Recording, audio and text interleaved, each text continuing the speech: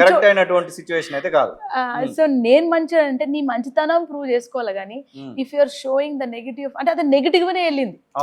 Maybe ఆయన భావోద్వేగమై చెప్పి ఉండొచ్చిండు, కాకపోతే ఒక స్థాయిలో ఉన్న నాయకుడిగా, ఒక ప్రజా లీడర్గా, ఒక పదవిలో ఉన్నప్పుడు మీరు కొంచెము కరెక్ట్గా ప్రజెంట్ చేస్తే బాగుంటుందని నా ఉద్దేశం. ఇక కారు అడుగుతున్నారు, వెన్నెలమ్మ కారు విషయం తెలుస్తులేనంటే ఆ విషయంలో నేను అన్నట్టు కొత్త కారు వచ్చిందని మాకు ఎప్పుడు సంబరం లేదు, పాత కారు పోయిందని సంబరం లేదు, అర్థమైందా? సో నాన్నగారు అంబాసిడర్ కారులో తిరిగారు, తెలంగాణ ఉద్యమంలో స్కార్పియో ఉంది, తర్వాత బొలేరో, తర్వాత ఇనోవా ఇప్పటికీ ఉంది సూర్యమన్న దగ్గర, రైట్? అవన్నీ కూడా నాన్నకు ఉద్యమాల్లో భాగంగా ఎవరో ఒకరు ఇచ్చినవే. సో దాంట్లో ఏది పవన్ అన్న గారిదో నాకు తెలియదు. మేమైతే పవన్ అన్న గారి కారులో నేను, మా అమ్మ, మా అన్న పిల్లలు, నా పిల్లలు మేము ఎక్కలేదు, మా కుటుంబం ఎవరు ఎక్కలేదు. ఇక్కడ గద్దర్ గారు ఏ పని చేసినా, ఏ పాట పాడినా, ఏది చేసినా అది ప్రజలకే అంకితం చేశాడు కానీ మాకు కొల్లగొట్టి తెచ్చి చిత్తిది ఏం లేదు. మాకు దక్కిందల్లా గద్దర్ గారి కుటుంబం, గద్దర్ గారి భార్య, గద్దర్ గారి కొడుకు, గద్దర్ గారి కూతురు అనే పేరు దక్కింది. So we're proud of that. ఆయన మేము కారుణ్య జన్మలు అనుకుంటున్నాం, మాకు ఏ జన్మ చాలు ఆయన కడుపులో పుట్టినందుకు. అది మాకు జరిగింది. మరి ఎవరిచ్చారు అది అనమాట. సో ఇక్కడ కారు సమస్య కాదన్న, మనం కూడా బయటికి రిఫ్లెక్ట్ చేయడమే తప్పు. ఇద్దరి మధ్యలో ఉన్నటువంటి ఆ యొక్క సంబంధాన్ని, ఆ సాన్నిహిత్యాన్ని ఇలా ప్రొజెక్ట్ చేసుకోవడం, ఒక మన మధ్యలో భౌతికంగా లేనటువంటి వ్యక్తి విషయంలో మాట్లాడడాన్ని మీరెట్లా చెప్తారా? భౌతికంగా అదే ఒకవేళ ఆయనే బతుకున్నా అనుకో, అప్పుడు ఆయన చెప్పడు కదా, మా నాన్న చెప్తాడు కదా. కానీ చనిపోయిన వ్యక్తి గురించి లేనప్పుడు ఇప్పుడు నన్ను అడుగుతున్నారు, వెన్నెలమ్మ మాట్లాడతలేదు, ఇచ్చిండేమో, ఈమె కూడా ఇచ్చిండేమో, అందుకే సపోర్ట్ చేస్తలేదేమో అనుకుంటారు. కానీ మాకు తెలిస్తే కదా మాట్లాడడానికి. ఇప్పుడు నేను ఎవరిని అడగాలి చెప్పండి? Whom should I ask? Should I go and ask everybody అన్న ఇచ్చిండంటనా? That is not my duty. Why should I doubt my father? Why should I question in regard with my father? ఆయన ఒక శక్తిమంతుడు, ఒక నిజాయితీ పరుడు, అర్థమైందా? ఆయన ఏది చేసినా ప్రజలకు చేసి ఉంటాడు. భూవా అడిగితే ప్రజల కోసమే చేసి అడిగి ఉంటాడు, కారు అడిగితే ప్రజల కోసం అడుగుతుంటాడు, అరే ఒక 10 రూపాయలు ఇవి అంటే కూడా ప్రజల కోసమే చేసి ఉంటారు. కానీ అది స్వత కోసం చేసింది ఏమీ లేదు. సో అది నా లైన్లోకే కాదు, మన కారేంది ఇంకేమని అడుగుతాం, నీ సీటు కూడా అడుగుతాం, అడుగుడు అది గుంజుకుంటాం, ఏం చేస్తారు?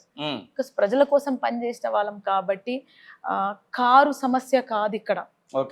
ఒక మనిషి, ఒక గొప్ప వ్యక్తిత్వం ఉన్న మనిషి గురించి మాట్లాడడం సెన్సిటివ్ ఇష్యూ.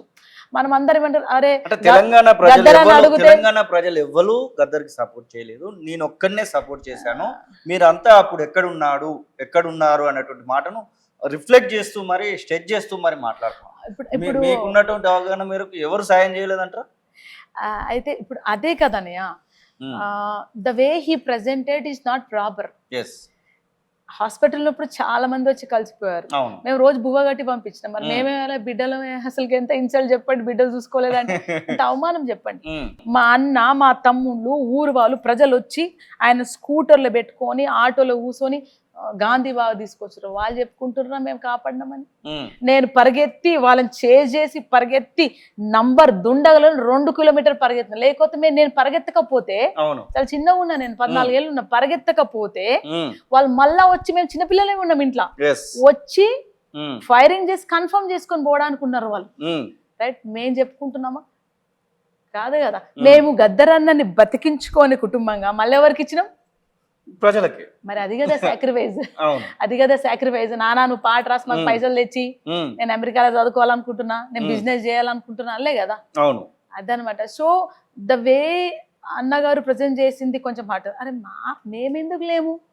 ఇప్పుడు ప్రతి ఒక్కరు వచ్చి చెప్పలేరు కదా ఇది చేసిన. హాస్పిటల్కి అందరూ వచ్చారు, అందరూ ఉన్నారు 24 గంటలు. ఇన్నారెడ్డి అన్న, పాషమన్న, గోపీనాథ్ సార్ వాళ్ళందరూ కింద. ఆ రోజు ఏ రోజైతే పవన్ కళ్యాణ్ గారు వచ్చారో ఆ రోజు ఎర్లీ మార్నింగ్ వచ్చేసారు అనుకుంటా, ఎర్లీ మార్నింగ్ లేట్ నైట్ వచ్చారు అనుకుంటా, ఎర్లీ మార్నింగ్ వచ్చారు. ఆ టైంలో మనోళ్ళు వీళ్ళు 10 వరకు వచ్చారన్నమాట. నైట్ అంతా ఉండి వెళ్ళిపోయి ఫ్రెష్ అయ్యి మళ్ళా ఉమ్, వచ్చేవాళ్ళమాట. సో ఆ టైంలో మన పాష అన్నగారు తెలియదు, మనం చెప్పలే కూడా, పేపర్లో అంతా వచ్చింది అవును కానీ అవును అవును అట్లా అనమాట. సో వీళ్ళు అక్కడే కూర్చున్నారు, ఉమ్, అర్థమైందా? రేవంత్ అన్న గారు వచ్చారు, భట్ అన్న గారు వచ్చారు, బీజేపీ నాయకులు వచ్చి కలిసారు, బీఆర్ఎస్ నాయకులు ఎవరైనా వచ్చి కానీ కలిసారు, సిపిఐ కలిసారు, ఉమ్, కళాకారులు. మా నాన్న తిరుగుతుంటే ఎందుకు వస్తారు రబ్బి అంటే కళాకారులు కలిసారు, బిజినెస్ పర్సన్ కలిసారు, అవును సినిమా ఇండస్ట్రీ నుంచి వేరే ప్రొడ్యూసర్స్ వచ్చారు. వాళ్ళు భయపడిపోయారు. ఉమ్, అంటే బయటికి చెప్పొద్దు, ప్రజలకు ప్యానిక్ చేయొద్దు, ఆపరేషన్ చేసుకొని వస్తా కదా, ఎందుకు ఊరికే నాకు హాస్పిటల్ పోయినా ఉమ్, రైట్ ట్రీట్మెంట్ అవుతుంది ఇది అవుతుంది అని అట్లా సోషల్ మీడియాలో ఎప్పుడు చిల్లర ఉండడు నాన్న, అర్థం. సో అందరూ వచ్చారు, మరి కుటుంబం ఏమైంది, ఎవరు పట్టలే. సో ఉండిండొచ్చు తెలంగాణ. స్వరాష్ట్రం కోసం ఇప్పుడు ఆయన ఉద్దేశం అంటే 10 ఏళ్ళు గద్దర్ గారిని పట్టించుకోలేదు, రైట్, ముందున్న పాలకులు గేటు కాడ కూసబెట్టిండు అవును అని అది చెప్పబోయి అది ఇది చెప్పబోయి రిఫ్లెక్ట్ అయ్యారేమో అనుకుంటా. ఇది చెప్పిండమాట. అప్పుడు డైరెక్ట్ చెప్పాల్సింది, Yes. రైట్, బీఆర్ఎస్ ఆధ్వర్యంలో ఉమ్, గద్దర్ గారు నమ్మించారు, Hmm. కళాకారులు నమ్మించారు, ఉద్యమాలు నమ్మించారు, గద్దర్ అని గడికాడ కూసిపెట్టినారు. అది చెప్పుంటే ఇట్ వుడ్ బి డిఫరెంట్. అవును అప్పుడు తెలంగాణ అంతా కాదు, బీఆర్ఎస్ పార్టీ నుంచి వ్యతిరేకత వచ్చేది, ఓన్లీ తెలంగాణలో ఉన్నటువంటి ఒక పార్టీ నుంచి మాత్రమే. వ్యతిరేకత వచ్చేది. ఇదే టైంలో జూన్ 2 రోజునే ఒక ప్రోగ్రామ్ పెడదాం మనం తెలంగాణలో జనసేన పార్టీకి సంబంధించి. నవనిర్మాణం. ఎస్, నవనిర్మాణ జనసేనకు సంబంధించి ఒక ప్రెస్ మీట్ అయితే పెట్టి 11 రోజులు అన్నం తినలేదు తెలంగాణ రాష్ట్రం ఆవిర్భవించిన తర్వాత అని తనే మాట్లాడి ఇక్కడ పెట్టడాన్ని తెలంగాణ వాసులు ఎవరు కూడా యాక్సెప్ట్ చేయట్లేదు. అసలు ఇది ఎక్కడి న్యాయం అని చెప్తా ఉన్నాను. ఇదే టైంలో పవన్ కళ్యాణ్ ఇంకొక అడుగు ముందుకేసి తెలంగాణ మీ జాగిరా అనేటువంటి మాటలు కూడా మాట్లాడతాం. ఇలాంటి వ్యాఖ్యలను మీరు ఎట్లా చూస్తారు? ఫస్ట్ ఆఫ్ ఆల్ మనది డెమోక్రటిక్ కంట్రీ అని, ఎవరైనా రావచ్చు, ఎవరైనా పోవచ్చు, ఎవరైనా పోవచ్చు, ఎవరైనా రావచ్చు. మన తెలంగాణ మినీ ఇండియా, అందరు ఇన్నే ఉన్నారు. మన భారతదేశం ఉన్న వాళ్ళందరూ ఇక్కడనే ఉన్నారు, లేబర్ ఇక్కడే ఉన్నారు, బిజినెస్ పర్సన్ ఇక్కడే ఉన్నారు. మన ఊర్లో మన దుకాణంలో మనం కూలీలుగా పనిచేస్తున్నాం, మన ఇండస్ట్రీస్ లో మనం కూలీగా పనిచేస్తున్నాం. That is different issue. ఇక్కడ ఎవరిని ఆపట్లేదు మన భారతదేశంలో. ఎవరైనా ఎక్కడైనా పోయి మన భారత రాజ్యాంగం ప్రకారం పార్టీ స్థాపించవచ్చు, పోటీ కూడా చేయవచ్చు అడవిలో నుంచి మారిమూడాల నుంచి. దాంట్లో కూడా లేదు.